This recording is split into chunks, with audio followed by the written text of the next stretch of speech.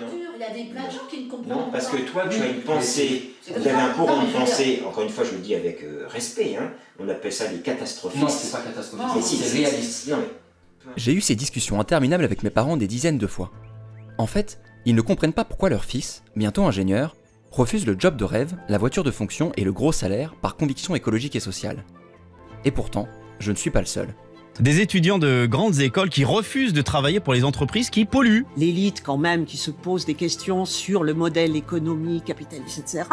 Des étudiants de grandes écoles se mobilisent. C'est pas du tout anodin, c'est un franchissement de cap dans l'enseignement supérieur.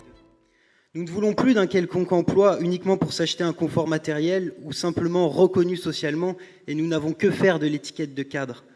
Nous voulons trouver du sens, être motivés par une cause juste et mettre de nombreuses années d'enseignement public au service de combats qui servent le bien commun. AgroParisTech forme chaque année des centaines d'élèves à travailler pour l'industrie de diverses manières. Trafiquer en labo des plantes pour des multinationales qui renforcent l'asservissement des agricultrices et des agriculteurs. Concevoir des plats préparés et ensuite des chimiothérapies pour soigner les maladies causées. Inventer des labels bonne conscience pour permettre aux cadres de se croire héroïques en mangeant mieux que les autres. Développer des énergies dites vertes qui permettent d'accélérer la numérisation de la société tout en polluant et en exploitant à l'autre bout du monde. Pondre des rapports RSE d'autant plus longs et délirants que les crimes qu'ils masquent sont scandaleux.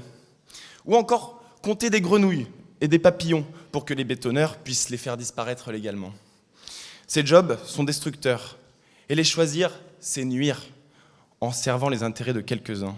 C'est pourtant ces débouchés qui nous ont été présentés tout au long de notre cursus à AgroParisTech. En revanche, on ne nous a jamais parlé des diplômés qui considèrent que ces métiers font davantage partie des problèmes que des solutions et qui ont choisi de déserter.